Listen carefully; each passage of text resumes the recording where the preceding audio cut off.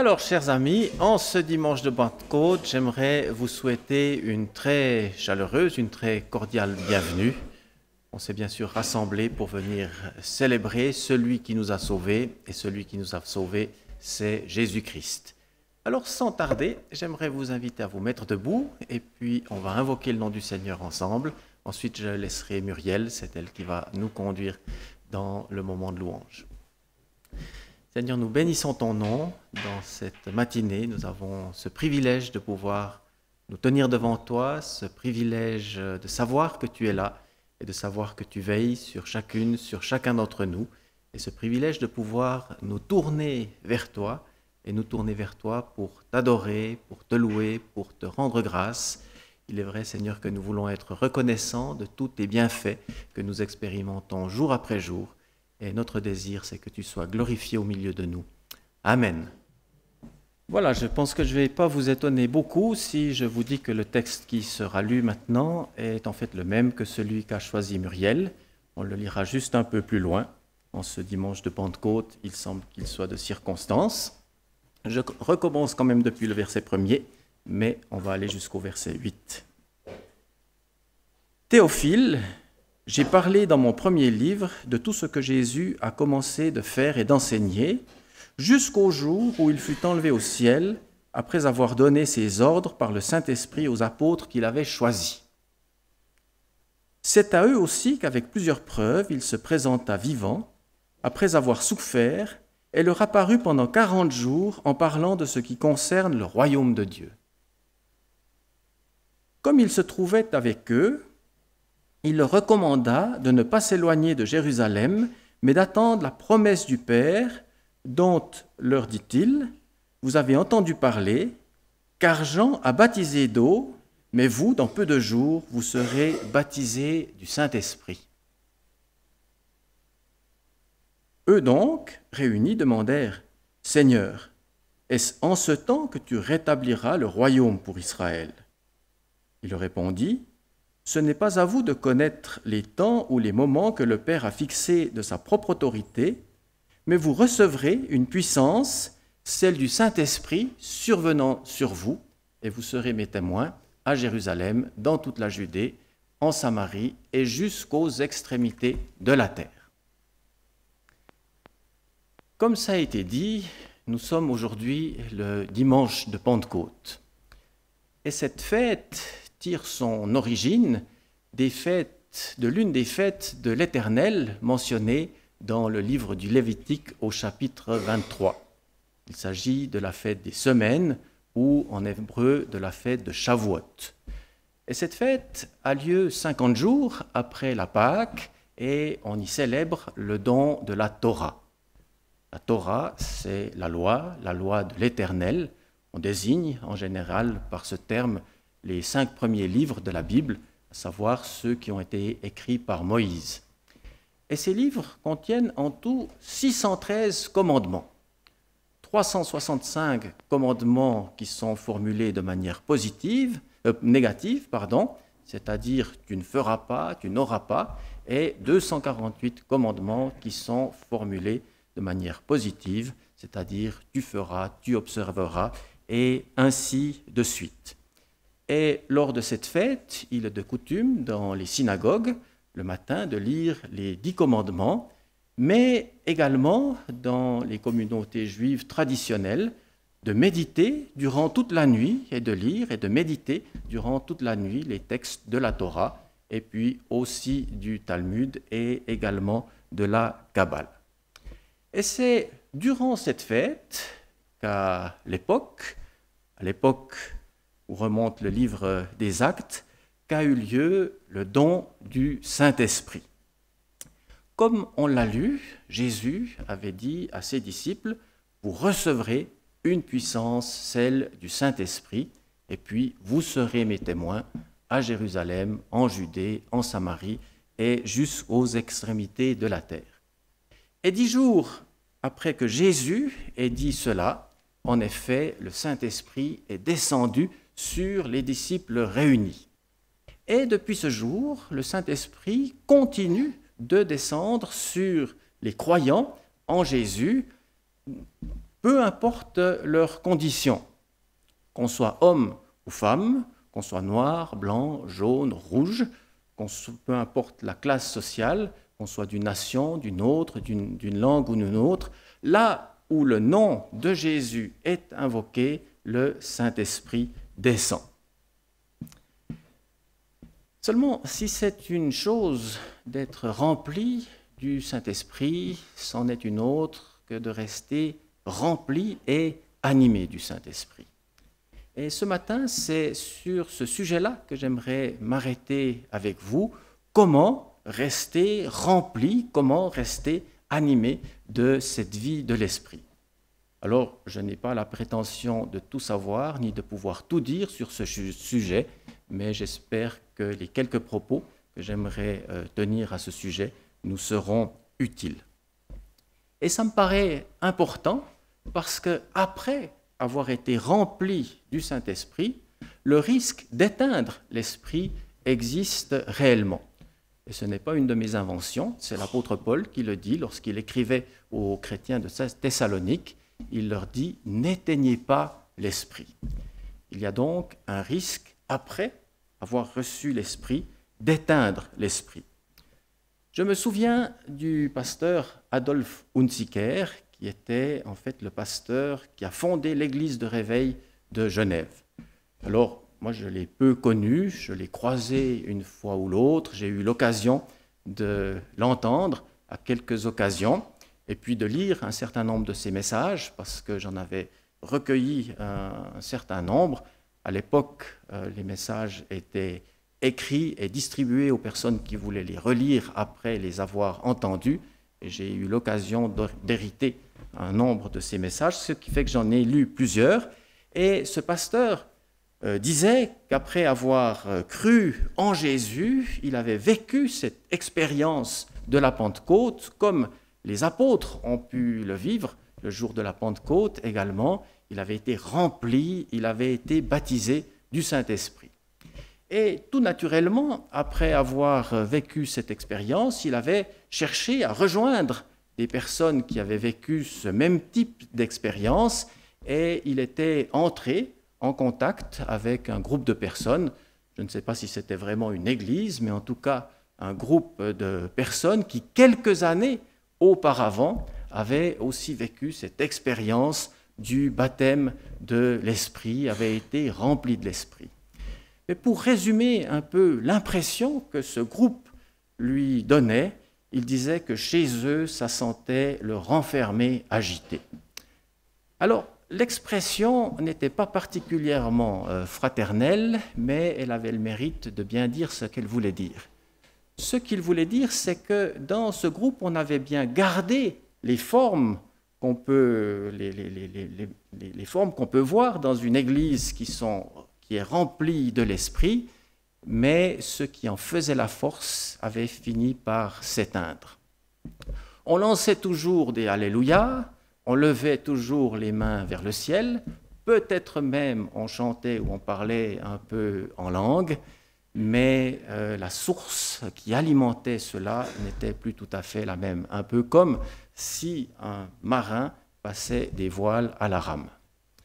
Et puis, je me souviens d'un frère également qui me disait avoir fréquenté une église. Alors, rassurez-vous, je ne veux pas faire le procès de toutes les églises sauf la nôtre, hein, bien sûr, ce n'est pas l'intention de ce matin, mais je me souviens d'un frère qui me disait avoir fréquenté une église qui était une église qui, justement, vivait cette plénitude de l'esprit et voyait en relation avec cela des manifestations du Saint-Esprit, mais avec le temps, la flamme devenait de plus en plus vacillante.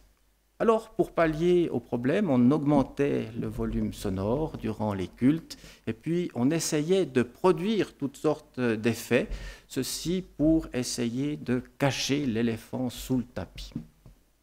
C'est un peu comme si vous essayiez de changer l'air de votre appartement en agitant un éventail. Vous allez produire un certain effet, ça brasse de l'air, mais ça ne change pas l'air. Si vous voulez aérer votre appartement, la meilleure solution, c'est d'ouvrir les fenêtres. Mais pour en revenir à mon histoire, c'est-à-dire que ces deux histoires illustrent bien que après avoir été rempli de l'Esprit, il y a bien un risque que cela finisse par s'étouffer. On ne sait pas toujours pourquoi, mais ça peut s'étouffer. Par contre, et Muriel le relevait très bien tout à l'heure, quand on parcourt le livre des Actes des Apôtres, on ne rencontre pas ce type de problème.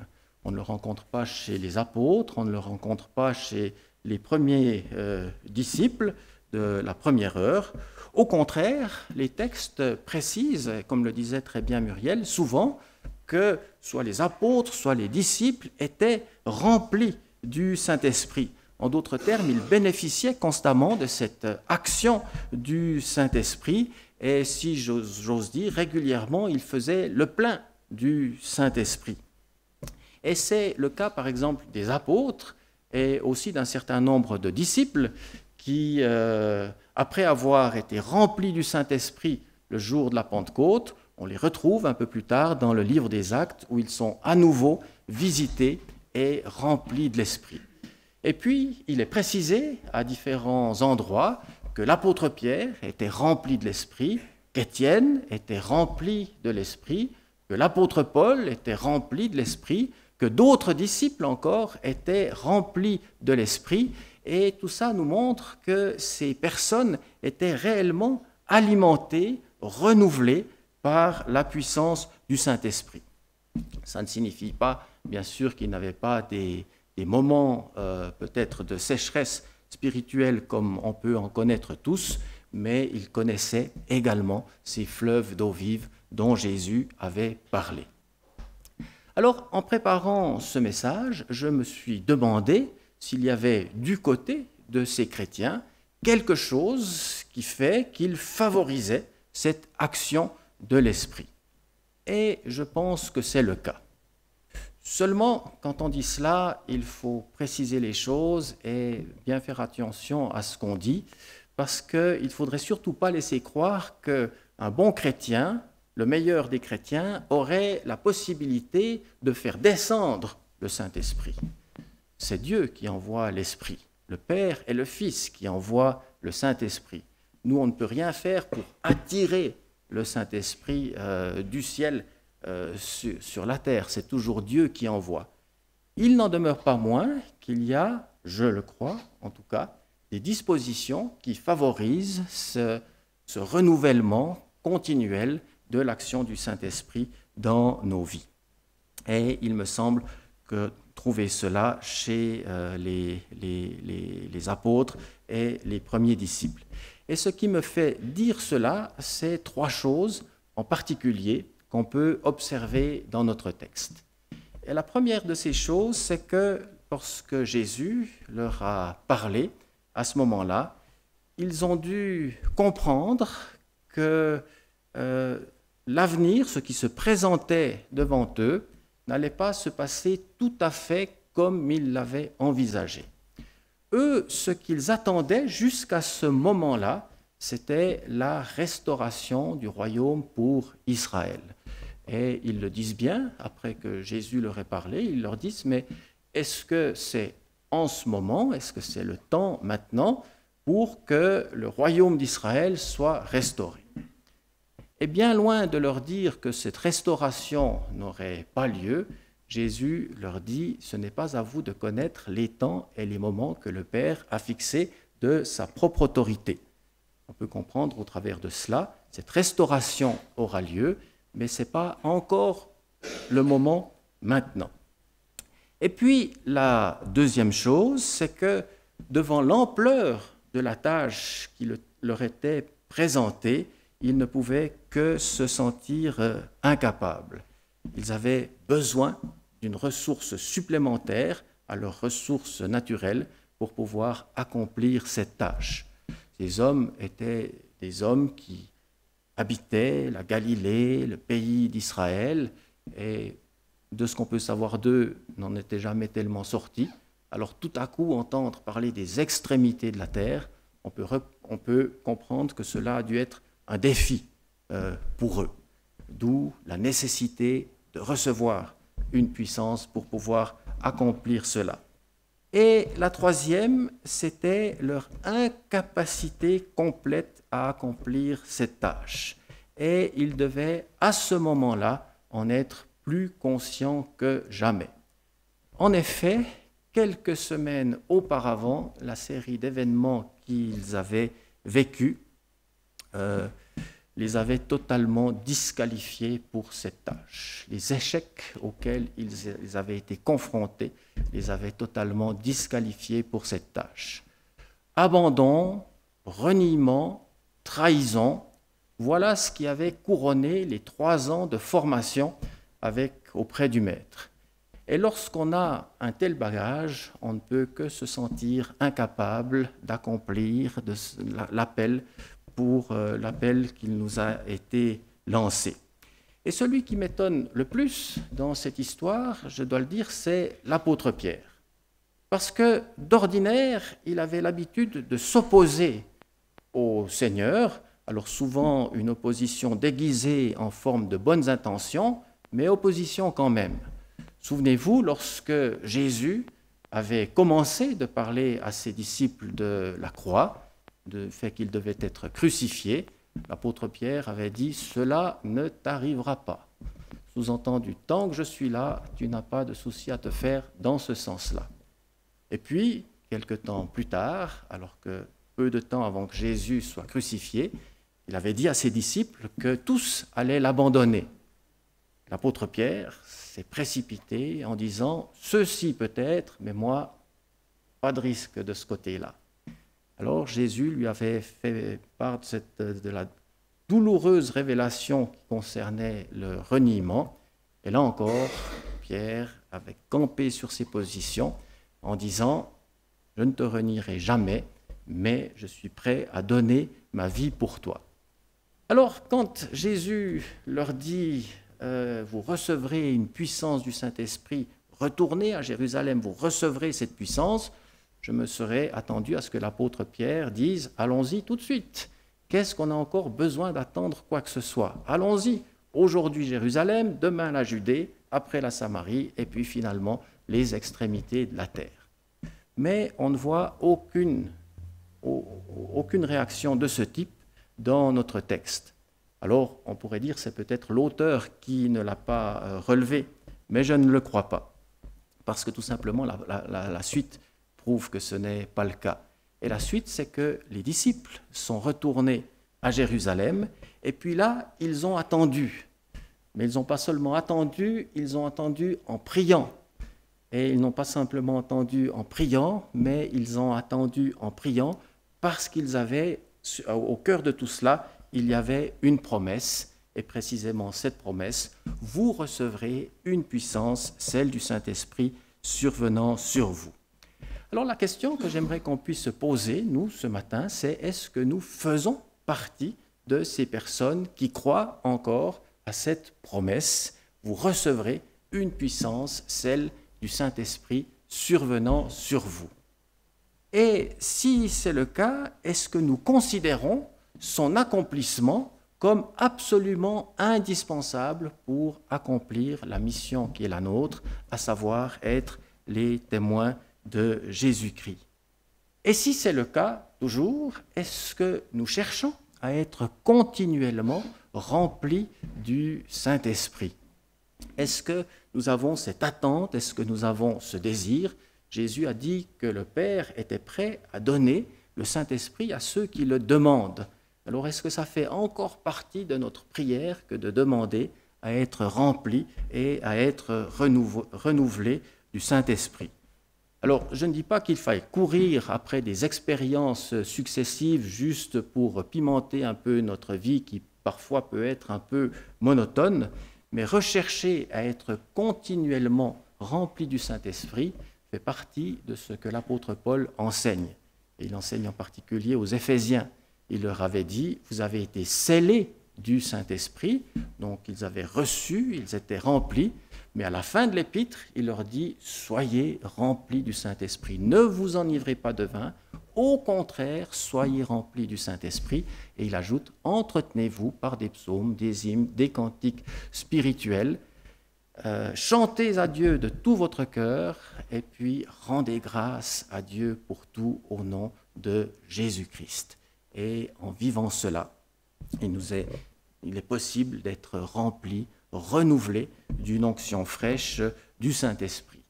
Et si nous sommes jour après jour renouvelés dans notre vie par cette puissance du Saint-Esprit, je ne dis pas qu'il faille s'attendre à vivre tous les jours la Pentecôte comme les apôtres l'ont vécu, on s'entend, bien entendu, mais à être visité, à être renouvelé par la puissance du Saint-Esprit, si nous aspirons à cela, et si nous désirons de tout notre cœur, et si nous sommes conscients que cela est absolument indispensable pour alimenter notre vie chrétienne, alors nous n'avons pas à craindre que notre vie sente un jour le enfermer, agité.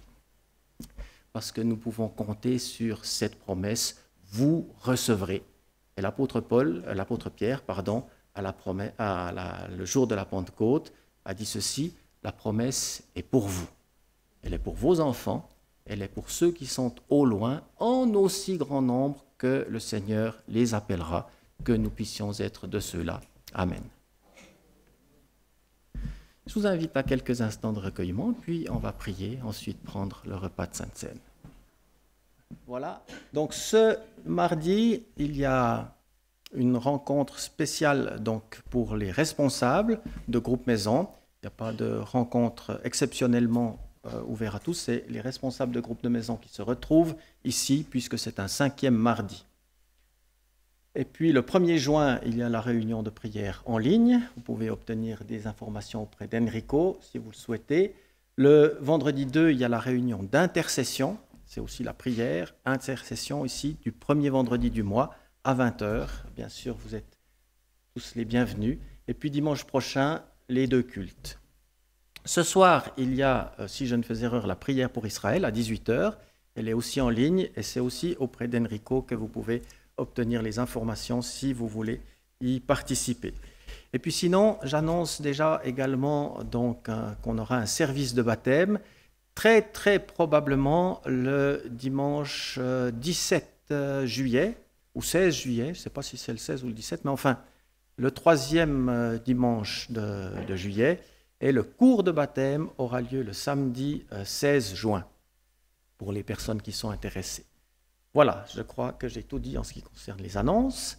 Alors on va se mettre debout et puis invoquer le nom du Seigneur pour terminer. Seigneur, nous voulons bénir ton nom et te rendre grâce de ce que nous avons pu nous rassembler autour de toi, autour de ta parole pour te célébrer.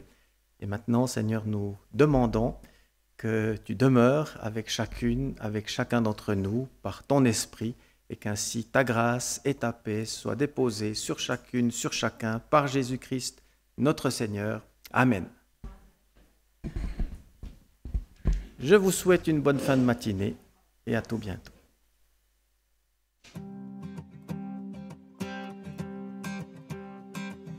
Quittant la gloire de ton ciel, tu es venu sur terre. Fils aimé du Dieu éternel, tes bras tu as ouverts.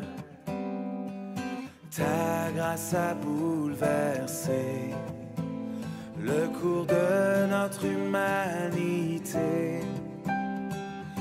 Nous crions ensemble, victoire, Christ est la lumière du monde.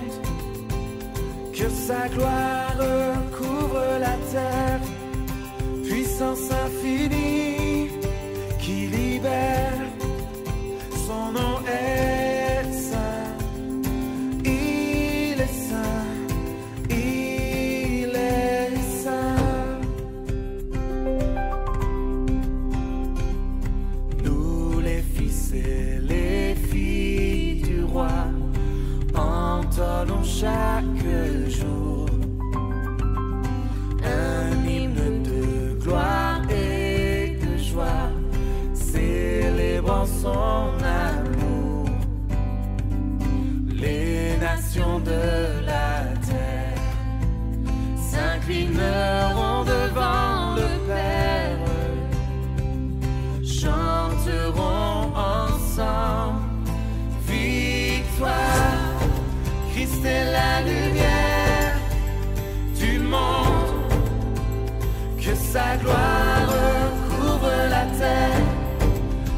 puissance infinie.